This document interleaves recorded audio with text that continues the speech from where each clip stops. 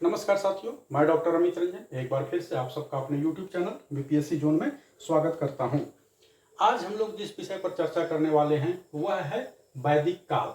वैदिक काल जो है हड़प्पा कल्चर के 150-200 साल के जो गैप के बाद जो एक नई जो सभ्यता विकसित हुई वह वैदिक सिविलाइजेशन थी।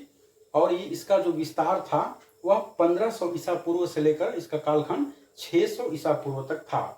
वैदिक काल को हम लोग दो भागों में बांटते हैं, ऋग वैदिक काल अथवा पूर्व वैदिक काल। इसका कालखंड 1500 ईसा पूर्व से 1000 ईसा पूर्व तक। इसमें जो है जानकारी का जो प्रमुख स्रोत है इसके विषय में वह ऋग्वेद है।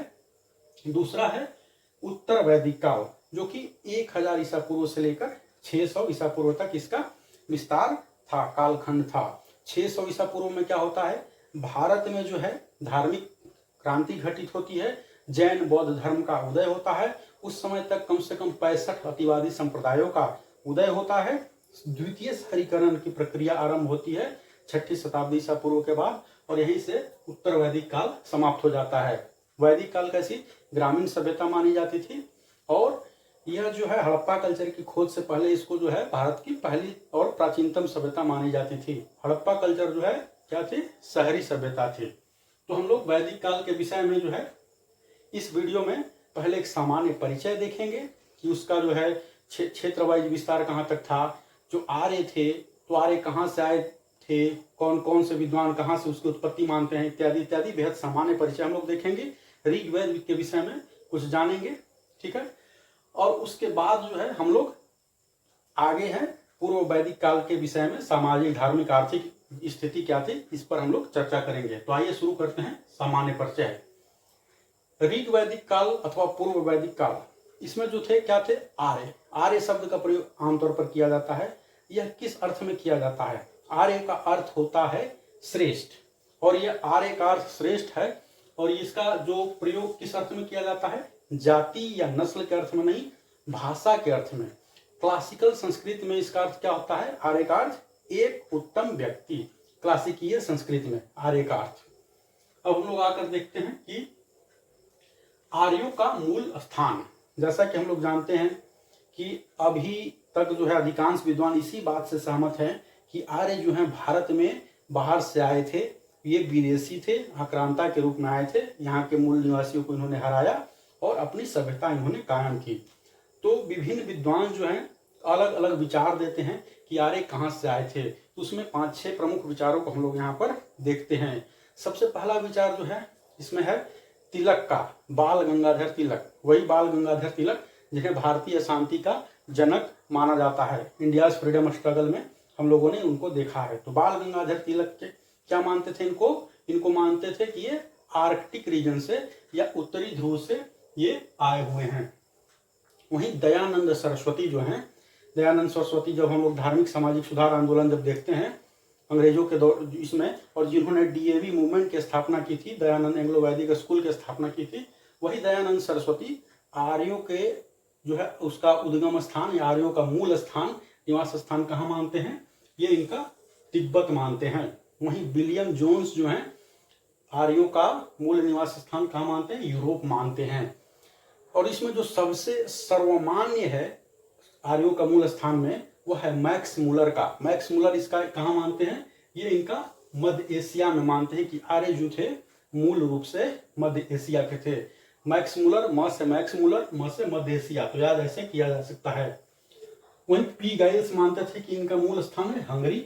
बैंडेस्टीन मानते थे कि रूस है। वहीं डॉक्टर अविनाश चंद्र सप्त सैंधव प्रदेश, यानी कि ये मानते हैं कि ये भारत के ही थे।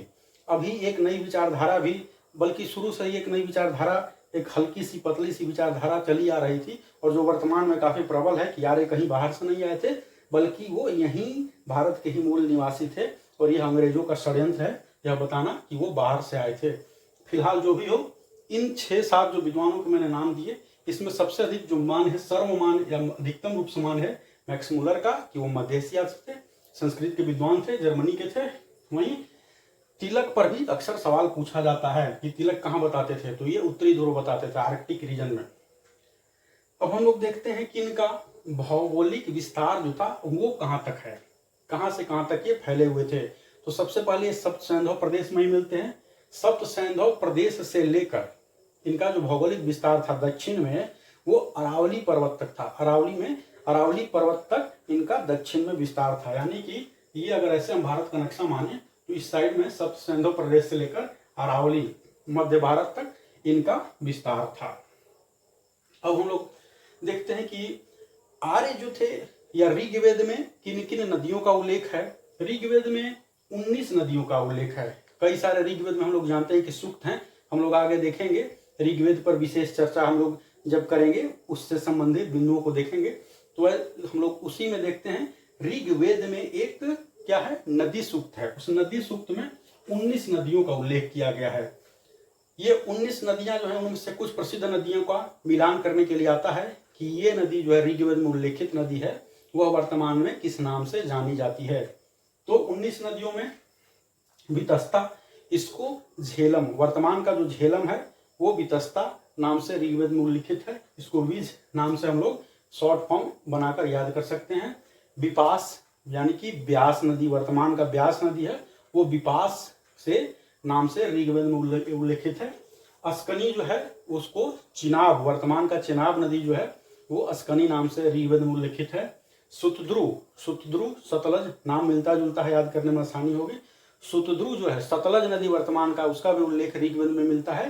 किस नाम से? सुतद्रु नाम से। और परुष्णी नदी जो कि वर्तमान में रावी नदी है, वही रावी नदी जहां पर कि क्या हुआ था 1919 में कांग्रेस का प्रसिद्ध अधिवेशन हुआ था जिसकी अध्यक्षता जवाहरलाल नेहरू ने की थी। खैर, परुष्णी नदी या जो है वर्तमान में जो रावी नदी है वो ऋग्वेद में परुष्णी नदी के नाम से जानी जाती थी। इसकी तट के जो है, इसी नदी के तट पर दशराग, प्रसिद्ध दशराग युद्ध हुआ था जिसके विषय में हम लोग आगे देखेंगे। तो नदियों में 19 नदियों का, ऋग्वेद में नदी सूक्त में 19 नदियों का उल्लेख है।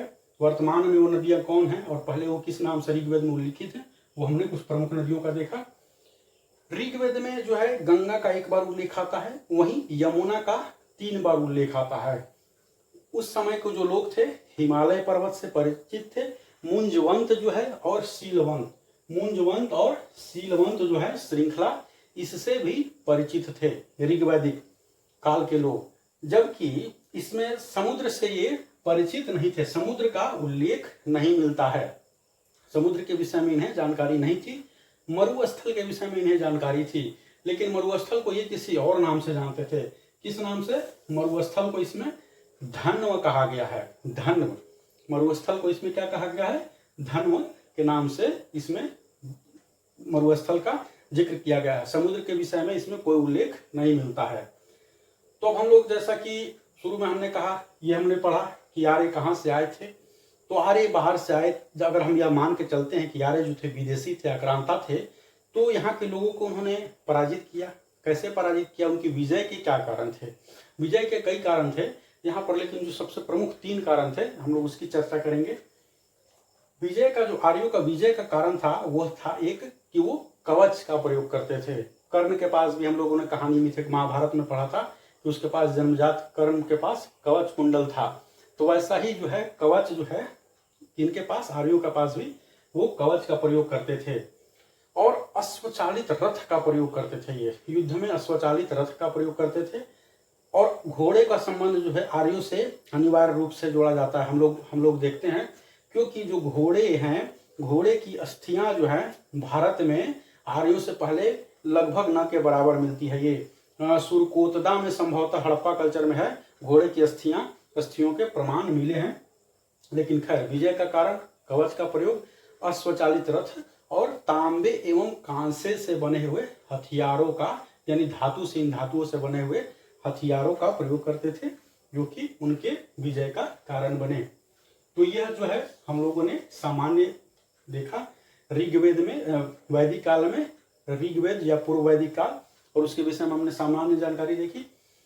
अब हम लोग देखते हैं ऋग्वेद के विषय में हम लोग देख लेते हैं, क्योंकि ऋग्वेद को आधार बनाकर क्या है, क्योंकि एक तो ऋग्वैदिक काल ये कहा भी जाता है पूर्व वैदिक काल को, तो इसलिए भी ऋग्वेद के विषय में हमें जानना बहुत जरूरी है। वहीं पर ऋग्वेद को आधार बनाकर पीटी में भी कई सारे सवाल पूछे जाते हैं। तो हम लोग ऋग्वेद पर यहाँ पर संक्षिप्त में चर्चा कर लेंगे। ऋग्वेद के जो रचनाकार थे या संकलन करता थे वो कौन थे? वेद व्यास थे और कृष्ण द्वैपायन थे। वेद व्यास जो है, व्यास एक पीठ है, ऐसे बोला जाता है 18 पुराण व्यास ने लिखा और इस तरह से कहा जाता है। तो दरअसल व्यास क्या है? एक पीठ का है, पीठ है, जो उस पीठ पर बैठता है उसे व्यास की उपाधि दे दी जाती है। खैर, तो संकलन करता इसको कौन थे? इसके वेद व्यास एवं कृष्ण द्वैपायन। हम लोग जानते हैं कि ऋग्वेद में कितने मंडल हैं? 10 मंडल हैं और 1028 सूक्त हैं। 1028 सूक्त, 10 मंडल।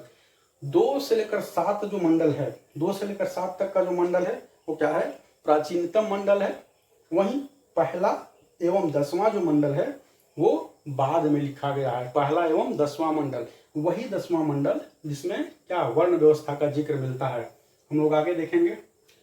ऋग्वेद जो लिखा गया है वो मूल, उसकी लिपि क्या थी? मूल लिपि ब्राह्मी थी। ब्राह्मी लिपि में ये मूल रूप से लिखा गया है। मैंने पहले ही बताया, पहला एवं 10वां मंडल जो है सबसे बाद में मिलता है। गायत्री मंत्र का उल्लेख जो है तीसरे मंडल में मिलता है। गायत्री मंत्र का उल्लेख किसमें मिलता है? तीसरे मंडल में, जो सविता देवी को समर्पित है। और इसकी रचना जो है किसने की थी? विश्वामित्र ने की थी। वही विश्वामित्र जो है, इन्होंने तीसरे मंडल में किसकी रचना की थी? विश्वामित्र ने गायत्री मंत्र की रचना की थी। और जैसा कि मैं बता रहा था, परुष्णी नदी के तट पर दशराग युद्ध हुआ था। इसका जिक्र किसमें मिलता है? 7वें मंडल में मिलता है। इसमें क्या है कि सुदास जो राजा है उसके विरुद्ध जो है 5 अनारे और 5 आर्य कबीले मिलकर उन्होंने एक गठबंधन बना लिया था और इस पर आक्रमण कर दिया था। इन 10 राजाओं ने, इन 10 राजाओं को अकेले भरत जो है, भरत कबीला के जो है सुदास राजा, इन 10 राजाओं को इन्होंने अकेले ही पराजित कर दिया था, जिसमें 5 आर्य कबीले थे और 5 अनार्य कबीले थे। और इस प्रकार से उन जो पराजित हुए उनको गुलाम बना लिया था। तो यह सवाल एक अक्सर पूछा जाता है कि जो दशराग युद्ध में जो पराजित हुए थे, तो उसमें जो गुलाम बनाए गए थे वो कौन थे? तो बता दिया जाता है कि उसमें सिर्फ आर्य थे, उसमें सिर्फ अनार्य थे, आर्य अनार्य दोनों थे। तो आर्य और अनार्य दोनों थे। तो दशराग युद्ध का उल्लेख किस में मिलता है? 7वें मंडल में मिलता है। 9वें मंडल जो है, 9वां मंडल है, वह पूर्णतः किससे संबंधित है? सोम से संबंधित है। सोम रस हम लोग सुनते हैं, इंद्र का प्रिय पेय पदार्थ था। 9वां मंडल है वह पूर्णतः क्या है? सोम को समर्पित मंडल है। यही वह मंडल है जिससे हमें यह पता चलता है कि इस दौर में जो थी वर्ण व्यवस्था थी वो क्या थी? बहुत ज्यादा रिजिड नहीं थी और यह कर्म पर आधारित थी। वर्ण व्यवस्था जो थी वह कर्म पर आधारित थी। इसमें बहुत फेमस कोटेशन मिलता है जो पहले अक्सर जो है कोट किया जाता था, मैं कवि हूँ, मेरी माता अन्न कूटती है, पिता वैद्य है। इससे ये पता चलता है कि परिवार के अलग अलग लोग जो हैं, अलग अलग, एक ही परिवार के अलग अलग पेशे अपनाते हैं, यानी पेशा के आधार पर वर्ण व्यवस्था 9वें मंडल में ही उसका जिक्र मिलता है। संस्कृत साहित्य का प्रादुर्भाव जो है वह इसी ऋग्वेद से ही माना जाता है। और ऋग्वेद के समान जो है एक और ग्रंथ जो है ईरान में मिलता है, अवेस्ता ग्रंथ। ऋग्वेद के समान उसमें समानता है, वो अवेस्ता ग्रंथ मिलता है। और ये कहाँ का ग्रंथ है? ईरान का ग्रंथ है। और ऋग्वेद कैसा ग्रंथ है? ईश्वर की महिमा का गान का ग्रंथ है। ये वही ऋग्वेद है जिसमें पहली बार जो है वर्ण व्यवस्था का तो जिक्र है ही, गोत्र व्यवस्था का जिक्र भी सबसे पहले ऋग्वेद में ही है। और ऋग्वेद का जो पाठ करते थे, जो गान करते थे, जैसे कि हम लोग जानते हैं कि हर वेद का पाठ या गान करने वाले अलग अलग नाम से जाने जाते थे। अदरवयु होते थे, तो उद्गाता होते थे। तो ऋग्वेद का पाठ करने वाले को जो क्या बोलते हैं? उसको होता के नाम से जाना जाता है। तो यह था पूर्व वैदिक काल का सामान्य परिचय एवं ऋग्वेद के विषय में हमने थोड़ी सी डिटेल जानकारी ली थी। आप चाहें तो इसका स्क्रीनशॉट ले सकते हैं। अब हम लोग इसके आगे जो देखेंगे कि पूर्व वैदिक काल में जो है सामाजिक, आर्थिक, राजनीतिक, धार्मिक संरचना एवं जीवन जो था वो कैसा था। आप चाहें तो इसका स्क्रीनशॉट ले सकते हैं।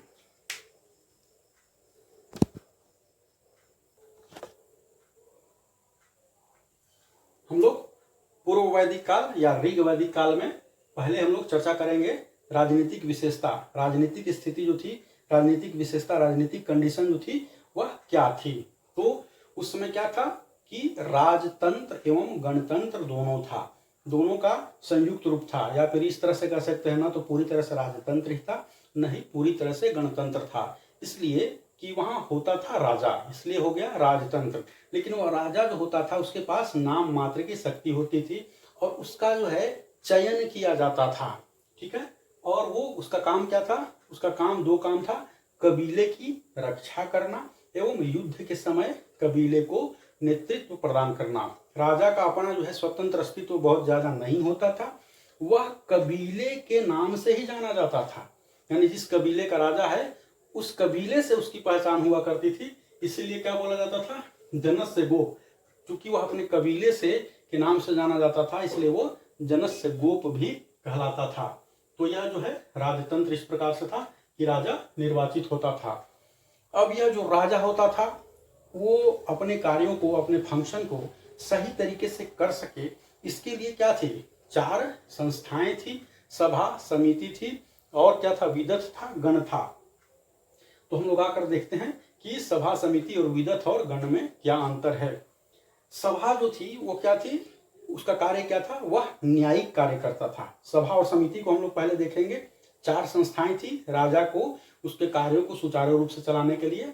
पहले हम लोग सभा और समिति को देखेंगे, फिर विदत और गण को। सभा जो थी क्या थी, गणमान्य लोगों की सभा थी। गणमान्य लोग ही उसमें पार्टिसिपेट करते थे, सभी उसमें पार्टिसिपेट नहीं कर सकते थे सभा में जब। और इसका कार्य क्या था, यह न्यायिक कार्य करती थी। जबकि समिति जो थी जन साधारण की थी, यानी सबको इसमें पार्टिसिपेट कर सकता था। महिला और पुरुष, पुरुष और महिला दोनों इसमें पार्टिसिपेट कर सकते थे। जहां सभा का कार्य न्यायिक था वहीं समिति का कार्य क्या था, समिति का जो कार्य था वह राजा का चयन करना होता था। सभा का जो निर्णय है वह बहुमत के आधार पर लिया जाता था और समिति का जो निर्णय है आम सहमति के आधार पर लिया जाता था। सभा का जो निर्णय, जो भी बहुमत से निर्णय लिया गया वह बाध्यकारी था, यानी कि उसको मानना ही मानना है। अगर किसी को मृत्यु दंड दे दिया, जी हाँ, मृत्यु दंड का प्रावधान इसमें था, हम लोग आगे चलकर देखेंगे। अगर सभा ने, जो कि न्यायिक कार्य करती थी, अगर उसने तय कर लिया कि किसी को मृत्यु दंड देना है तो बाध्यकारी था। और जो सभा के जो सदस्य होते थे, जैसा कि मैंने कहा पहले ही कहा, चयनित लोग सदस्य होते थे और विशेष रूप से जो है वृद्ध इसके सदस्य हुआ करते थे। यानी सम्मानित परिवारों के सम्मानित जो वृद्ध होते थे वही सभा के सदस्य होते थे और ये पितेर या सुजात के नाम से जाने जाते थे। इनको क्या बोलते थे, पितेर के नाम से जाने जाते थे ये, या सुजात के नाम से। यानी कि जो वृद्धों का जो है पहले से ही लेकर जो है वर्चस्व रहा है। अब भले ही आगे आकर जो है हम लोग देखते हैं कि राजनीति में एक वृद्ध जो है बहुत ज्यादा काफी उनको हाशिए पर ढकेल दिया गया है। तो सदस्य इसके क्या कहलाते थे, पितेर या सुजात कहलाते थे। जबकि जो समिति है, समिति के हम के विषय में हम लोगों ने देखा कि जन सामान्य लोग इसमें भागीदारी करते थे और यह कुछ कुछ वर्तमान समय के लोकसभा के समान थी। समिति, आम समिति क्या थी, इसमें आम लोगों की भागीदारी थी। सभा में क्या थी, विशिष्ट गण की भागीदारी थी, विशेष रूप से वृद्धों की। सभा का काम क्या था, ये जो है न्यायिक कार्य करता था। समिति का प्रधान कार्य था राजा का चयन करना। समिति में क्या थे, समिति में जो है महिलाएं भी शामिल थी, जबकि सभा में महिलाएं शामिल नहीं थी। सभा और समिति को अथर्ववेद में जो है क्या कहा गया है, प्रजापति की 2 पुत्रियों से के नाम से संबोधित किया गया है। इसका मतलब सभा और समिति जो है एक महत्वपूर्ण संस्थान थे। अब हम लोग आते हैं विदत। विदत का कार्य क्या था, सैनिक, असैन्य, असैनिक और धार्मिक कार्यों को ये देखता था। यानी इन धार्मिक मुद्दों पर इसमें चर्चा होती थी। किसमें, सैनिक मुद्दों पर, असैनिक मुद्दों पर एवं धार्मिक मुद्दों पर चर्चा होती थी। और यह जो विदत है, यह सवाल आता है अक्सर, अक्सर तो नहीं है लेकिन यह सवाल पूछा गया है। विदत क्या है, आर्यों की प्राचीनतम संस्था जो है वह विदत ही है, न सभा न समिति। यद्यपि कि दोनों अत्यंत महत्वपूर्ण थे लेकिन सबसे प्राचीनतम जो थी वह विदत थी। कहीं कहीं आपको यह भी पढ़ने को मिलेगा कि विदत क्या जो थी उसका कार्य क्या था, कि जो लूट का माल होता था उसमें बंटवारा जो है इसी समिति के माध्यम से करते थे। लेकिन मैं इसको स्तरीय रूप से यह कहना चाहूंगा कि यह सैनिक असैनिक मुद्दों पर यह चर्चा करने के लिए थी। और गण जो था बहुत ज्यादा चर्चित नहीं है, यह कुलीन लोगों की एक संस्था थी। तो 4 संस्थाएं जो थी राजा की मदद के लिए थी, 4 संस्थाएं। अब हम लोग देखते हैं प्रशासन। राजा जो था प्रशासन कैसे चलाता था। तो प्रशासन में जो पद होते थे वह रक्त संबंध पर आधारित थे और कहीं ना कहीं वंशानुगत हुआ करते थे। नौकरशाही जो थी वो रक्त संबंध पर आधारित थी। जैसे कि मैं अगर, या फिर मान लिया कि यह जो है, यह पेन है, अगर यह सेनानी के पद पर है तो इसका जो पुत्र या उसका करीबी रिश्तेदार है अगला बार जो है वही सेनानी बनेगा। तो इसमें प्रशासन में क्या है कि प्रशासन में जो पद थे, प्रशासनिक जो पद थे, नौकरशाही जो थी वो रक्त संबंधों पर आधारित थे। प्रशासन में 3 प्रमुख थे, 3 प्रमुख पद माने जाते थे। इसमें सबसे प्रमुख पद जो था पुरोहित का पद था। ऐसा माना जाता है कि पुरोहित का पद सबसे प्रमुख था। फिर सेनानी हुआ करता था जो सेना का प्रमुख था। यद्यपि सेना जैसा पूर्व वैदिक काल में कुछ खास था नहीं, अस्थायी सेना होती नहीं थी, अस्थायी सेना हुआ करती थी। सेनानी सेना प्रमुख हुआ करता था, पुरोहित था, और गुप्तचर का जो प्रमुख हुआ करता था, गुप्तचर, उसको आसपास बुलाते थे। तो ये 3 जो हैं प्रमुख प्रशासन में क्या थे, पद थे, नौकरशाही के पद थे। और इन पद जो हैं राजा की सहायता के लिए जो नियुक्त अधिकारी जो नियुक्त किए जाते थे, राजा की राजकाज में सहयोग करने के लिए जिन अधिकारियों की नियुक्ति की जाती थी उनको रत्नीन के नाम से बुलाया जाता था। जैसा कि मैंने पहले कहा, नौकरशाही जो होती थी रक्त संबंधी हुआ करते थे। अब पर प्रशासनिक इकाई देख लिया, अब हम लोग देखेंगे हमने क्या देखा, राजा की स्थिति, फिर वो देखा प्रशासन कैसे चलाता है 4 लोगों के सहयोग, 4 संस्थाओं के सहयोग से। फिर प्रशासन में प्रमुख जो प्रमुख पद हैं हमने वो देखा। उसके बाद हम लोग देखते हैं प्रशासनिक इकाई क्या थी। प्रशासनिक इकाई सबसे छोटी इकाई क्या थी, वह परिवार थी, क्योंकि कुल के नाम से जानी जाती थी, और कुल का जो मुखिया है वो कुलप के नाम से जाना जाता था। परिवार के बाद आता है ग्राम, और ग्राम के बाद होता था विस का प्रधान विस्पति के नाम से जाना जाता था। और सबसे जो बड़ी इकाई थी वह जन या कबीला कहलाता था, और इसी जन का जो प्रमुख होता था वो होता था राजन। तो यह प्रशासनिक इकाई है, इसमें परिवार जो है सबसे छोटी इकाई और जन जो है सबसे बड़ी इकाई। न्याय व्यवस्था क्या थी, राजनीतिक विशेषता में चोरी होती थी, तो जो सतयुग की जो कल्पना है, सतयुग की जो मान्यता है, तो कम से कम यह जो पूर्व वैदिक काल था वो तो सतयुग नहीं था, क्योंकि सतयुग में चोरी नहीं होती थी, ऐसी मान्यता है। तो पूर्व वैदिक काल में चोरी हुआ करती थी, अपराध होते थे, और मृत्यु दंड का भी प्रावधान था। तो इन सब का निर्णय कौन करता था, जैसा कि मैंने ऊपर बताया 4 समितियां थी, उसी में से एक समिति सभा जो है यह निर्णय करती थी, उसी का ये प्रधान कार्य था। तो यह हमने देखा पूर्व वैदिक काल का राजनीतिक विशेषता, राजनीतिक क्या क्या कंडीशन थे, राजनीतिक स्थिति क्या थी हमने देखा। अब हम लोग देखते हैं सामाजिक विशेषता, कि समाज की क्या स्थिति थी, समाज उस समय जो था वह कैसा था। सामाजिक विशेषता पर हम लोग यहाँ पर चर्चा करते हैं, सामाजिक विशेषता हम लोग देखेंगे। दास प्रथा जो है समाज में विद्यमान थी, दास प्रथा समाज में विद्यमान था। वर्ण व्यवस्था, जैसा कि हम लोगों ने देखा ऋग्वेद के 10वें मंडल में वर्ण व्यवस्था का स्पष्ट रूप से उल्लेख है, तो वर्ण व्यवस्था थी।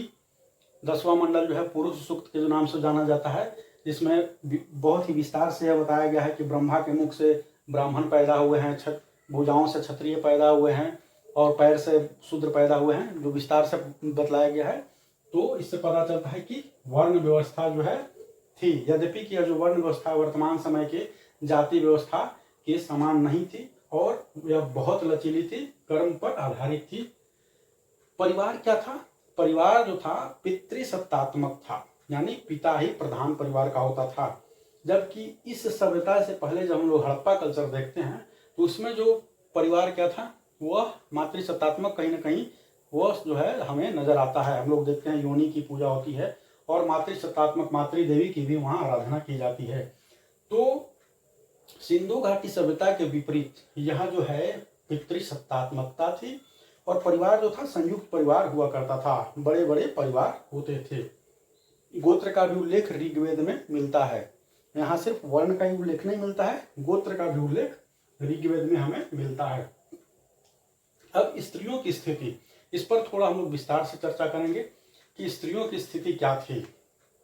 हम लोग ऐसा कि देखते हैं क्या इतिहास में जो है एक वर्ग जो है मानता है कि स्त्रियों की स्थिति जो है हमारे प्राचीन समय में बहुत अच्छी हुआ करती थी, बीच में जो है विदेशी आक्रांत आए और उसकी वजह से हमारे यहाँ स्त्रियों की स्थिति जो है वह डामाडोल हुई।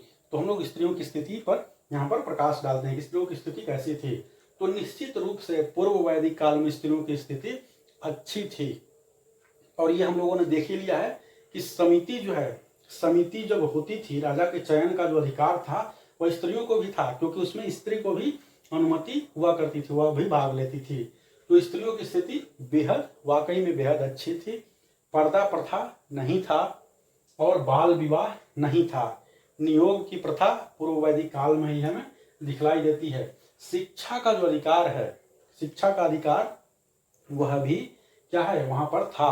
और ये हमको कैसे नजर आता है शिक्षा का अधिकार, कैसे पता चलता है? हम लोग देखते हैं कि वेदों के कुछ मंत्रों की जो रचनाएं हैं वो स्त्रियों ने की है। जैसे कि लोपामुद्रा एक ब्रह्मवादिनी थी जिसने वेद मंत्रों की रचना की थी। इसके अलावा भी कई सारी स्त्रियां इस दौर में थी जो पढ़ी लिखी मानी जाती थी, सची, पौलमी इत्यादि। तो स्त्रियों की स्थिति क्या थी, बहुत ही इस दौर में अच्छी थी। बाल विवाह नहीं हुआ करते थे। बाल विवाह के विषय में स्थिति यह है कि उस समय नहीं हुआ करते थे, हालांकि कालांतर में आते आते जब विदेशी आक्रांता, मुस्लिम आक्रांता इस देश में आए, तब जो है क्या हुआ करता था कि वो स्त्रियों का अपहरण करते थे तो और उनके सतीत्व को भंग करते थे। ये विदेशी आक्रांता 8वीं-10वीं शताब्दी में जो आए, तो इससे बचने के लिए जो है 8 वर्ष की उम्र में ही शादी कर दी जाती थी। स्त्रियों की जो है शादी की उम्र घटते घटते 8 वर्ष तक आ गई थी और ऐसा माना जाता था कि वह पिता जो अपनी पुत्री का विवाह 8 वर्ष की उम्र में नहीं करता है वह पाप का भागी है। लेकिन यह 8वीं से लेकर 10वीं शताब्दी में स्थिति थी। उसके पूर्व जो है स्त्रियों में क्या था, पूर्व वैदिक काल में बाल विवाह का प्रचलन नहीं था। पर्दा प्रथा भी उस समय नहीं थी, जबकि वही 8वीं-10वीं में हम लोग देखते हैं राजपूत युगीन संस्कृति में पर्दा प्रथा भी घनघोर रूप से विद्यमान थी। पढ़ने लिखने का उनको अधिकार था। जबकि मौर्य काल तक आते आते ही जो हम लोग देखते हैं स्त्रियों की जो है पढ़ाई लिखाई का अधिकार कहीं ना कहीं जो है क्या है, उसमें क्षरण हो गया था। स्वयं जो है चाणक्य जो है इन्हें क्या है, अपने अर्थशास्त्र में स्त्रियों को असूर्यपस्या कहकर संबोधित करता है। असूर्यपस्या यानी जिसने, वैसी स्त्री जिसने सूर्य तक न देखा हो, यह कहकर संबोधित करता है। लेकिन पूर्व वैदिक काल में क्या था, इनको शिक्षा का भी अधिकार था। अब हम लोग आकर देखते हैं वैदिक काल में, पूर्व वैदिक काल में उसकी हम लोग धार्मिक विशेषता पर हम लोग यहाँ पर चर्चा करते हैं कि धार्मिक विशेषता क्या थी, धार्मिक स्थिति उस समय क्या थी। जैसा कि हम लोगों ने सिंधु घाटी सभ्यता में देखा था कि वहाँ पर मातृदेवी की पूजा होती थी, सूर्य की पूजा होती थी, और जो है शिव जो है सबसे प्राचीन जो है पशुपति, उनकी पूजा हुआ करती थी, और सबसे प्राचीन देवता थे, पशुओं के देवता वो माने जाते थे। उसी तरह से हम लोग देखते हैं कि पूर्व वैदिक काल में धार्मिक जो स्थिति थी वो क्या थी, तो यह भी जो है बहुदेववादी थे। यानी हिंदू धर्म जो है आरंभ से ही बहुदेववादी है। आपको जिसमें भगवान नजर आता है उसकी पूजा कीजिए, कोई अनिश्चित नहीं कि आपको इसी की पूजा करनी है। तो सनातन धर्म जो है शुरू से ही लोकतांत्रिक रहा है, देवताओं के चयन के मामले में भी। तो पूर्व वैदिक काल में भी हमें यह दिखलाई देता है, बहुदेववादी थे और प्रकृति पूजक ये भी थे, ये भी प्रकृति की पूजा करते थे। सिंधु घाटी सभ्यता में भी हम लोगों ने देखा वृक्ष की पूजा हो रही है, मातृदेवी की पूजा हो रही है, धरती की पूजा हो रही है, यहाँ पर भी ये प्रकृति पूजक थे। धार्मिक में क्या है, देवताओं की 3 श्रेणियां हुआ करती थी। एक तो पृथ्वी से संबंधित देवता, दूसरा अंतरिक्ष से संबंधित देवता, और तीसरा आकाश से संबंधित देवता। यानी देवताओं की 3 श्रेणियां हुआ करती थी।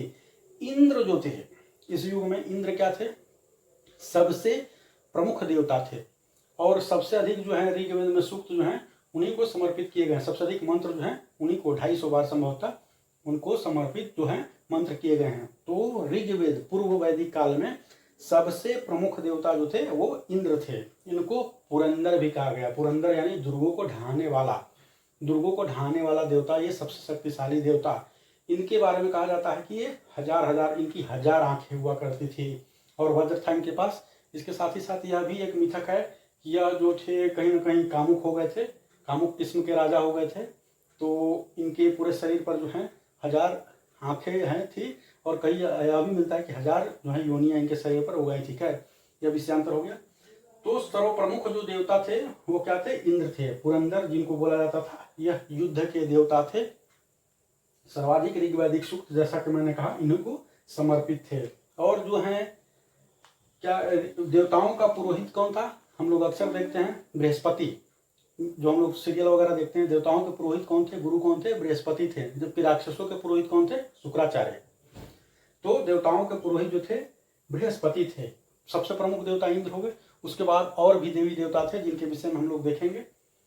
सविता, देवी सविता थी। गायत्री मंत्र जो है इन्हीं को जो है समर्पित है। गायत्री मंत्र जो कि जिसकी रचना विश्वामित्र ने की थी, तीसरे मंडल में है, जैसा कि मैंने पहले बताया। गायत्री मंत्र जो है देवी सविता को ही समर्पित है। और अश्विन कुमार जो थे वह भी देवता थे, चिकित्सा के देवता थे। अक्सर आप देखते होंगे अश्विन कुमारों, जो हम लोग सीरियल वगैरह देखते हैं कि कहीं कुछ हुआ तो अश्विन कुमारों को बुलाया गया। गणेश जी का जो सूर जोड़ना था वह भी संभवतः अश्विन कुमारों ने जोड़ा था। तो अश्विन कुमार जो थे वो चिकित्सा के देवता माने जाते थे। और अग्नि जो है, अग्नि है इंद्र के बाद संभवतः दूसरे सबसे प्रमुख देवता थे। अग्नि को मनुष्य और ईश्वर के बीच मध्यस्थ रूप के रूप में माना जाता था। ऐसा माना जाता था कि जो कुछ भी अगर हमको ईश्वर तक पहुंचाना है तो वह अग्नि के माध्यम से ही हम ईश्वर तक पहुंचाएंगे। इसलिए यज्ञ वगैरह जो किया जाता था अग्नि में सब कुछ डाला जाता था और यह माना जाता था कि वह ईश्वर तक पहुंचेगा। तो अग्नि जो है मध्यस्थ देव के रूप में माने जाते थे। तो यह धार्मिक विशेषता थी और कुछ प्रमुख देवी देवताओं के यहाँ पर नाम और वो किस लिए जाने जाते थे यह था। अब हम लोग आते हैं, क्या देखते हैं, इस दौर की आर्थिक स्थिति, पूर्व वैदिक काल की आर्थिक स्थिति कैसी थी। आरंभ में यह मूलतः पशुचारण सभ्यता थी, पशुओं पर निर्भर थी। पशुओं पर निर्भरता इसकी इसलिए थी, और पशुओं में भी गाय पर सबसे अधिक निर्भर थी। गाय को अघन्या माना जाता था। गाय की हत्या करने वाले को मृत्युदंड दिया जाता था। गाय को यह माना जाता था कि इसकी हत्या नहीं की जा सकती है। गाय ही जो है विनिमय का साधन थी। वो गाय ही संपदा की सूचक थी। जैसे वर्तमान में हम लोग देखते हैं 100 बीघा खेत, मर्सिडीज फेरारी जो है वो संपदा समृद्धि का सूचक है। उस दौर में गाय समृद्धि का सूचक थी। जिसके पास जितना अधिक गाय वो उतना अधिक समृद्ध। और यही जो है विनिमय का साधन जो है गाय हुआ करती थी। बार्टर सिस्टम में था उस समय, विनिमय का साधन गाय हुआ करती थी। तो पशुचारण सभ्यता थी। कालांतर में चलकर कृषि सभ्यता में तब्दील हुई। कृषि जो है द्वितीय पेशा था जो आगे चलकर थोड़ा सा प्रमुख हुआ। जौ प्रमुख फसल था जिसका कि ऋग्वेद में यौ के नाम से उल्लेख आता है। गाय जैसे मैंने पहले कहा पवित्र पशु था, अघन्या बोला जाता था और विनिमय का ये साधन हुआ करता था। व्यापार क्या था, पूर्व वैदिक काल में व्यापार जैसा कुछ था नहीं। कबीलाई, लगभग कबीलाई जीवन जीते थे आरंभ में। तो ये व्यापार जो है अंतर आपस में ही व्यापार करते थे। विदेशी व्यापार जैसा तो कुछ भी नहीं था, आपस में यह व्यापार करते थे। व्यापार जो था वो सीमित था। व्यापारी वर्ग को क्या बोलते थे, पणी कहा जाता था। व्यापारी वर्ग को पणी कहा जाता था। और बार्टर सिस्टम था, यानी वस्तु विनिमय। हमने 1 कटोरा धान आपको दिया, बदले में 2 कटोरा आपसे चावल लिया। एक उदाहरण दे रहा हूं मैं। यद्यपि की प्रमुख फसल जो थी वो क्या थी, जौ थी। धातु में कांसा और तांबा का प्रयोग करते थे। यही वो धातु है कांसा और तांबा जिससे वो हथियार बनाकर यहाँ के लोगों को उन्होंने पराजित किया था। अगर ये विदेशी थे तो ऐसा माना जाता है कि ये विदेशी थे। कर प्रणाली कुछ नहीं थी, कर जैसा कुछ नहीं था। लोग अपनी इच्छा से क्या है राजा को कर देते थे। भाई राजा ने इतना तामझाम खड़ा किया था, उसको सहायता के लिए जो थे मंत्री थे इत्यादि थे, तो वह राजकाज कैसे चलेगा। युद्ध में वो आपका नेतृत्व भी करता था। तो स्वेच्छा से लोग जो है राजा को कर देते थे। ऐसा कर का कोई मैंडेटरी बाध्यकारी जो है नियम नहीं था, और उस स्वेच्छा से दिए गए कर को बलि कहा जाता था। तो यह जो थी आर्थिक स्थिति थी पूर्व वैदिक काल की। तो हम लोगों ने इस वीडियो में देखा वैदिक काल के विषय में सामान्य परिचय देखा, और हमने देखा पूर्व वैदिक काल और ऋग्वेद पर, ऋग्वेद के बारे में हमने विस्तार से चर्चा की। और पूर्व वैदिक काल की जो है सामाजिक, राजनीतिक, आर्थिक और धार्मिक विशेषताएं, धार्मिक कैसी कंडीशन थी, हमने इसमें प्रकाश डाला। अगले वीडियो में हम लोग क्या देखेंगे, हम लोग उत्तर वैदिक काल में इन्हीं जो है चारों टॉपिक पर हम लोग देखेंगे कि क्या स्थिति थी उत्तर वैदिक काल में। तो आई होप आपको ये वीडियो पसंद आया होगा। जहाँ तक मेरा प्रयास था कि मैं थोड़ा कॉन्सेप्ट कुछ क्लियर कर सकूं, और पूर्व वर्ष में आए हुए प्रश्नों को समाहित करने का भी प्रयास था। अगर आपको यह वीडियो अच्छा लगा हो तो अपने दोस्तों को दिखलाइए। मेरे YouTube चैनल को लाइक, शेयर और सब्सक्राइब कीजिए, क्योंकि जैसा कि मैं अक्सर कहता हूँ, ज्ञान बांटने से बढ़ता है। जय हिंद, जय भारत, धन्यवाद। आप चाहें